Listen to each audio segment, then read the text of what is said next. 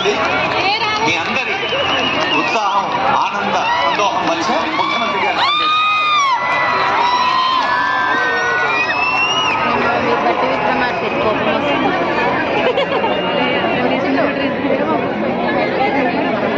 మిత్రులారా,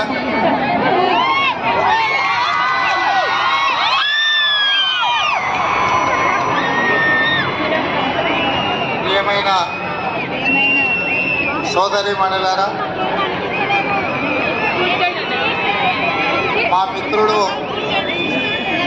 సహచర మంత్రివర్యులు పెద్దలు దామోదర్ రాజ నరసింహ గారు వైద్య ఆరోగ్య శాఖ మంత్రిగా బాధ్యతలు చేపట్టిన వెంటనే తన శాఖలో ఉన్న అంశాలను సమీక్షించి నా దృష్టికి సంవత్సరం పైగా మీ నియామకాల విషయంలో ఆలస్యం జరుగుతున్నది, దీనికి సంబంధించి సమీక్ష చేయాలి అని నా దృష్టికి తీసుకొస్తే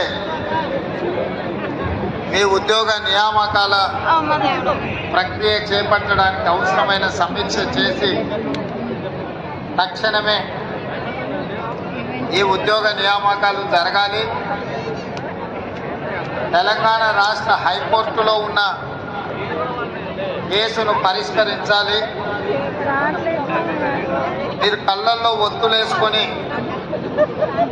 ఈ ఉద్యోగ అవకాశాల కోసం ఎదురు చూస్తున్న విషయాన్ని దృష్టిలో పెట్టుకొని ఈరోజు ఇంత గొప్ప కార్యక్రమాన్ని నిర్వహించి ఈ కార్యక్రమానికి ముఖ్య అతిథులుగా నాతో పాటు ఉప ముఖ్యమంత్రి బండి విక్రమార్క గారిని, కోమటిరెడ్డి వెంకటరెడ్డి గారిని, తుమ్మల నాగేశ్వరరావు గారిని, అదేవిధంగా గౌరవ శాసనసభ పక్ష అధ్యక్షులు స్పీకర్ గారు గడ్డం ప్రసాద్ కుమార్ గారిని, మిత్రుడు పొన్నం ప్రభాకర్ గారిని, అదేవిధంగా చీఫ్ సెక్రటరీ గారిని, షబీర్ అలీ గారిని, ఇతర మిత్రులందరిని ఆహ్వానించి ఈ గొప్ప కార్యక్రమంలో మీతో పాటు మమ్మల్ని మీ సంతోషంలో పాల్గొనే విధంగా ఏర్పాటు చేసినందుకు దామోదర్ రాజ్ నరసింహ గారిని మనస్ఫూర్తిగా నేను వారిని అభినందిస్తున్నాను. ఉద్యోగ ప్రమాణాలు చేసినప్పుడు మేము మా కుటుంబ సభ్యులు ఎంత సంతోషాన్ని పంచుకున్నామో మీరు కూడా ఇక్కడే మీ కుటుంబ సభ్యులతో ఈ ఎల్బీ స్టేషన్లో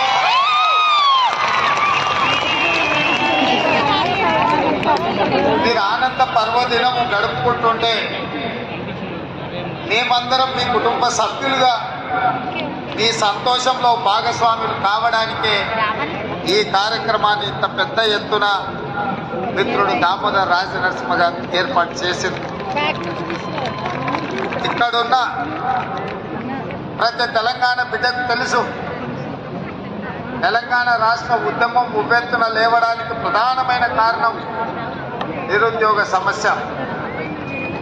ఈ ఉద్యోగ నియామకాల కోసమే లక్షలాది మంది తెలంగాణ విద్యార్థులు, నిరుద్యోగ యువకులు తెలంగాణ ఉద్యమ బాట పట్టి తెలంగాణ రాష్ట్ర సాధనలో ముందు భాగాన నిలబడి తెలంగాణ రాష్ట్రాన్ని సాధించుకున్నారు.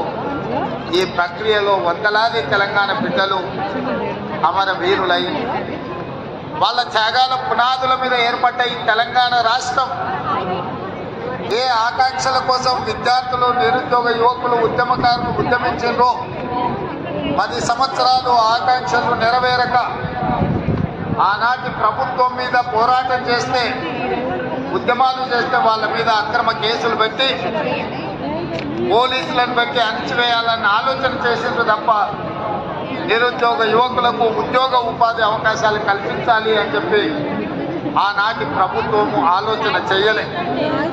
ఎంతసేపు ఆనాటి ప్రభుత్వానికి తమ కుటుంబ సభ్యుల యొక్క ఉద్యోగాల గురించి మాత్రమే ధ్యాస తప్ప తెలంగాణ రాష్ట్రంలో ఉన్న నిరుద్యోగ యువకుల యొక్క విద్యార్థుల యొక్క ఉద్యోగ అవకాశాల గురించి అన్నాడు ఆలోచన చేయలేదు.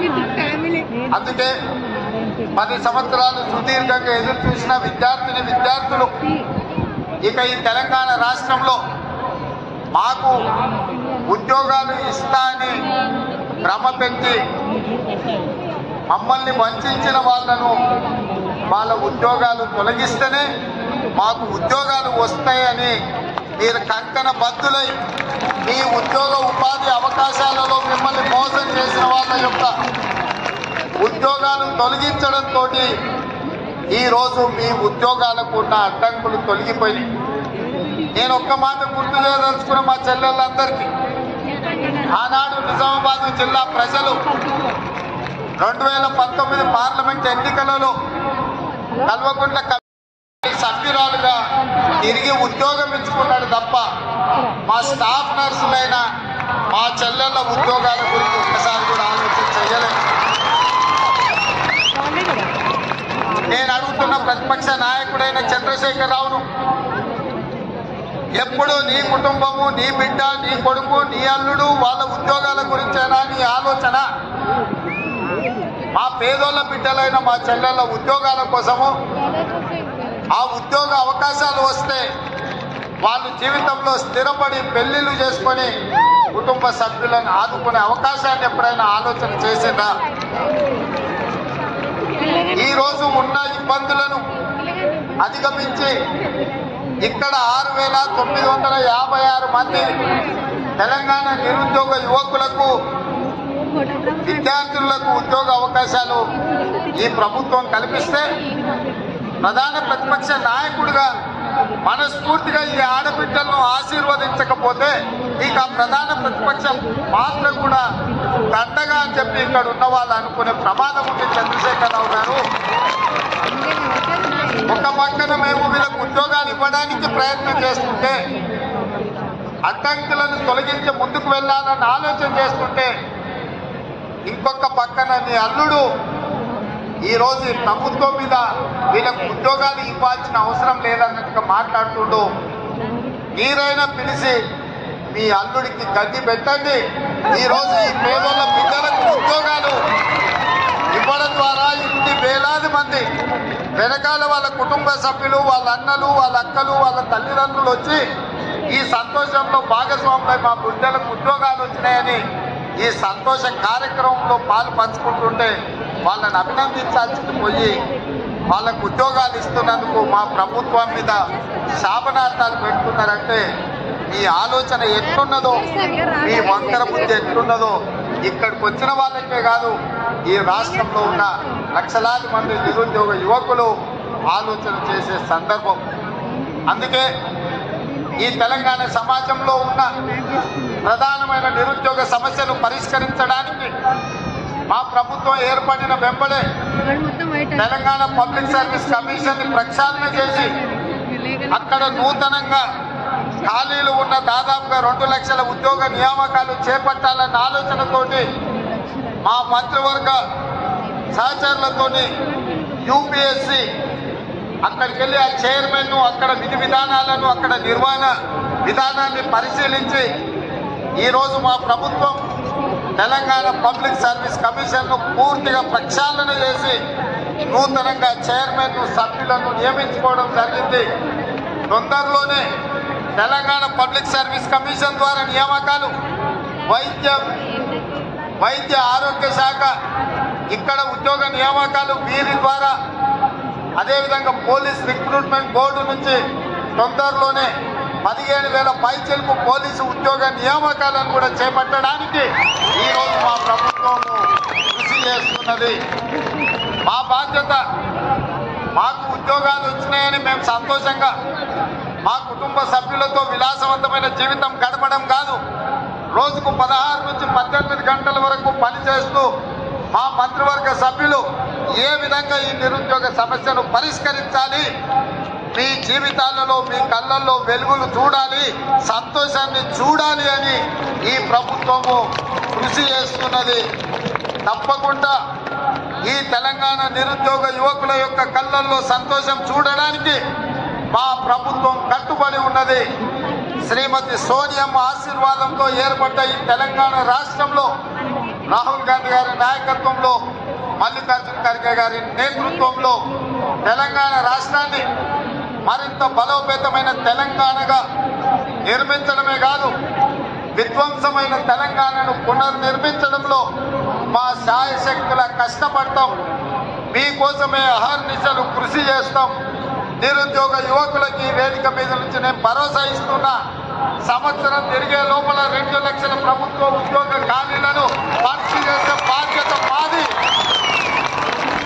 ఇచ్చిన మాట నిలబెట్టుకుంటాం. ఆనాడు 2004లో తెలంగాణ రాష్ట్రాన్ని ఇస్తానని కరీంనగర్ గడ్డ మీద నుంచి శ్రీమతి సోనియా గాంధీ గారు మాట ఇచ్చిండ్రు. ఇచ్చిన మాట నిలబెట్టుకొని 2014లో తెలంగాణ రాష్ట్రాన్ని ఏర్పాటు చేయడం జరిగింది. అలాంటి మాట తప్పని మడమ తిప్పని శ్రీమతి సోనియా గాంధీ గారి నాయకత్వంలో ఏర్పడ్డ ఈ ప్రభుత్వం మీకు ఇచ్చిన మాట నిలబెట్టుకుంటుంది. మీ నిరుద్యోగ యువకుల యొక్క ఆకాంక్షలను నెరవేర్చడానికి తప్పకుండా 2 లక్షల ప్రభుత్వ ఉద్యోగ ఖాళీలను భర్తీ చేస్తాం. మీ కళ్ళల్లో ఆనందం చూసి మామూలులో ఉన్న వాళ్ళు కుళ్ళుకున్నా,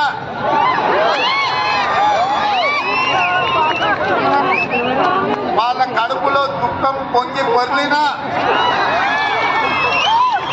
వాళ్ళ శాపనార్థాలు ఎన్ని పెట్టినా ఒక్క మాట చెప్పదలుచుకున్నా, పిల్లి శాపనార్థాలకు ఉట్టి తెగిపడదు హరీష్ రావు గారు.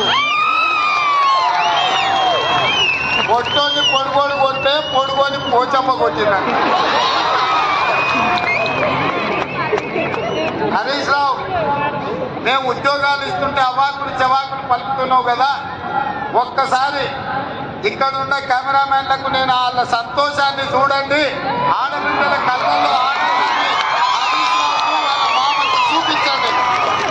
పేదోళ్ళ పిల్లలకు ఉద్యోగాలు ఇస్తే, ముఖ్యంగా ఆడబిడ్డలను ఆదుకుంటే ఆ సంతోషం ఎట్లుంటుందో ఆ కుటుంబానికి చూపించండి. ఈ కుటుంబంలో ఉన్న వాళ్ళందరికీ ఉద్యోగాలు ఇవ్వడం కాదు, మా పేదోళ్ళ బిడ్డలకు వాళ్ళ కుటుంబాలలో చదువుకున్న యువతీ యువకులకు ఉద్యోగాలు ఇస్తే ఆనందం ఎట్లుంటుందో, ఈ మరవలేని ఆనందమైన క్షణాలు ఈ ఎల్బీ స్టేడియంలో నలుమూలల ఈ సంతోషం అలుపుకున్న ఈ పూర్తి వీడియోను అటు చంద్రశేఖరరావుకు ఇటు హరీష్ రావుకు కోరుకుంటూ ఈరోజు వైద్య ఆరోగ్య శాఖలో ఉద్యోగాలు నియామకాలు చేపట్టినాం. తొందరలోనే పోలీస్ శాఖలో ఉద్యోగాలను చేపడతాం. ఆ తర్వాత తెలంగాణ పబ్లిక్ సర్వీస్ కమిషన్ నుంచి అన్ని శాఖలలో ఉన్న ఉద్యోగ ఖాళీలను భర్తీ చేసే బాధ్యత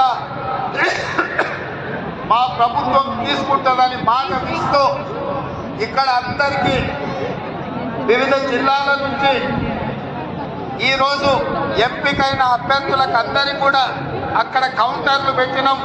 ఆ కౌంటర్ల ద్వారా క్రమశిక్షణతో మీ నియామక పత్రాలు తీసుకోండి. కొంతమందిని వేదిక మీద సింబాలిక్గా ఇచ్చిన మీరు మీ కుటుంబ సభ్యులు మీ నియామక పత్రాలు తీసుకొని వెళ్ళి, ఈరోజు స్టాఫ్ నర్సులు అంటే కుటుంబ సభ్యులు, ఒక్కసారి కుటుంబ సభ్యులు కూడా ముందుకొచ్చి వైద్యం అందించినప్పుడు వాళ్లకు కూడా కన్న కూతుర్లలాగా వైద్యాన్ని అందించేది మీరు డాక్టర్లు మీరే, డాక్టర్లు మీరే. కష్టంలో వచ్చిన వాళ్లకు ఒక నమ్మకాన్ని, విశ్వాసాన్ని కల్పించి